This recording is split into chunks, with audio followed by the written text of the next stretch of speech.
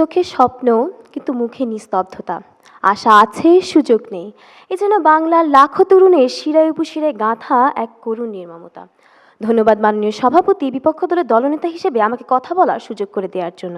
আজকে বিতর্কের বিষয় নির্ধারিত হয়েছে উচ্চশিক্ষার সহজলভ্যতাই এদেশে বেকার সমস্যা বৃদ্ধি করছে। আমার দলের প্রথম বক্তা ইতিমধ্যে বলে গিয়েছেন, বেকার সমস্যা বৃদ্ধির পিছনে 4টি মূল কারণ রয়েছে: প্রয়োজনভিত্তিক শিক্ষার অভাব ও ত্রুটিপূর্ণ শিক্ষা ব্যবস্থা, রাষ্ট্রীয় পরিকল্পনার অভাব, সামাজিক মনস্তাত্ত্বিক চাপ এবং প্রযুক্তিভিত্তিক শিক্ষার অভাব। ইতোমধ্যে আমাদের পক্ষ দলের বন্ধুরা আমাদের প্রতিটি যুক্তির সঙ্গে সম্মতি জানিয়ে গেলেন। আমাদের তৃতীয় বক্তা মাত্র বলে গেলেন যে যখন একটা ছেলে পড়ালেখা করার পর কোনো নিচু কাজ বা যে কোনো ধরনের কাজ করতে চায় তখন তাকে লজ্জার সম্মুখীন হতে হয়। এটা কি সামাজিক মনস্তাত্ত্বিক চাপ নয়? এর সঙ্গে উচ্চশিক্ষার সহজলভ্যতার কী সম্পর্ক রয়েছে তা আমি পক্ষদলকে জিজ্ঞেস করতে চাই। পক্ষদলের প্রথম বক্তা বলে গেলেন যে বর্তমানে সার্টিফিকেট অনেক সহজে পাওয়া যায়। তবে সার্টিফিকেট যদি সহজে পাওয়া যায়, সেটা কি যে উচ্চশিক্ষিত হয়েছে তার দোষ, নাকি আমাদের রাষ্ট্রীয় পরিকল্পনার দোষ? মাননীয় সভাপতি, প্রথমে আসি আমাদের দেশের উচ্চশিক্ষার উপর। উচ্চশিক্ষা হতে হয় মানসম্পন্ন এবং প্রয়োজন ভিত্তিক। সহজলভ্য উচ্চশিক্ষা মানে সকলের জন্য দরজা খোলা, এবং ত্রুটিপূর্ণ শিক্ষা ব্যবস্থা হলো দরজার ভেতরের ঘরটা অগোছালো থাকা। উচ্চশিক্ষা সহজলভ্য মানে এই নয় যে উচ্চশিক্ষা মানহীন হবে। মাননীয় সভাপতি, লক্ষ্য করুন, সিপিডি 2022 গবেষণায় জানা গেছে আমাদের দেশে ডিগ্রিধারীদের মধ্যে প্রয়োজনীয় ভাষা এবং যোগাযোগ ভিত্তিক কোনো দক্ষতাই নেই। এই দক্ষতা অর্জন না করার পিছনে কারণ হচ্ছে আমাদের ত্রুটিপূর্ণ শিক্ষা ব্যবস্থা। ইউরোপিয়ান একাডেমি 2023 রিপোর্ট অনুযায়ী জানা গেছে আমাদের দেশের 75% স্নাতক পাশ করা শিক্ষার্থীরই চাকরির বাজারের সঙ্গে সামঞ্জস্যপূর্ণ দক্ষতা তাদের শেখানো হয় না। এই দোষটা কি তাদের সহজলভ্য উচ্চশিক্ষার, নাকি আমাদের রাষ্ট্রের যে তাকে একটি সুষ্ঠু পরিকল্পনাযুক্ত বিদ্যা দিতে পারেনি?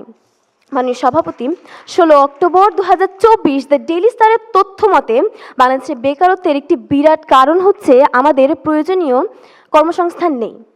টিআইবি 2023 রিপোর্ট অনুযায়ী জানা গেছে বাংলাদেশে বৈধ এবং অবৈধ উপায়ে বর্তমানে 10 লক্ষ বিদেশি কর্মী কর্মরত আছেন, যাদের পিছনে প্রতি বছর 10 বিলিয়ন মার্কিন ডলার ব্যয় হচ্ছে।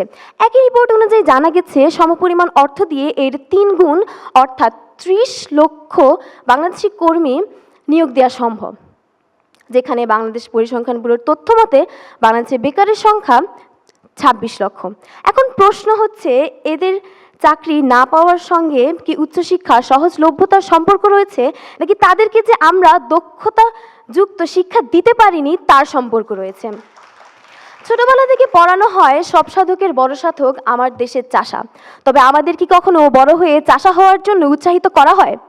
শেখানো হয় লেখাপড়া করে যে গাড়ি ঘোড়ায় চড়ে সে। তবে আমাদের কেন গাড়িতে চড়ার কথা শেখানো হয়, কেন গাড়ি চালানোর কথা নয়? কারণ দুঃখজনক ব্যাপার হলেও এটা সত্য যে আমাদের সমাজে সকল কাজকে সমানভাবে দেখা হয় না। তবে এটা আমাদের সমাজের নিজ মানসিকতার দোষ। বর্তমানে প্রথম আলো 2রা ফেব্রুয়ারি 2025 এক রিপোর্ট মতে জানা যায় সাম্প্রতিক 2 বছরে বিদ্যুৎ খরচ বেড়েছে 15%, গ্যাস খরচ 10%, পরিবহন খরচ 30% এবং শ্রমিক খরচ 32%। এমতাবস্থায় কিভাবে একজন সদ্য পাশ করা যুবক বিনিয়োগ করার মাধ্যমে কোনো উদ্যোগ নেবে?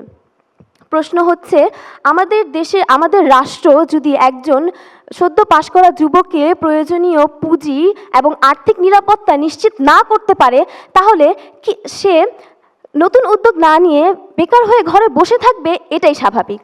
মানে সভাপতি, লক্ষ্য করুন, বাংলাদেশ পরপর 5 বার দুর্নীতিতে প্রথম হয়েছে।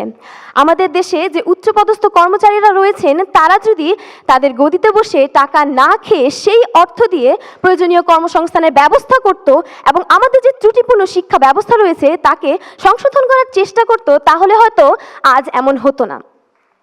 মাননীয় সভাপতি, আমরা যে বিষয়গুলো তুলে ধরেছি, পক্ষদল সেই বিষয়গুলোকে উচ্চশিক্ষা সহজলভ্যতার ভিতরে আনার চেষ্টা করছেন।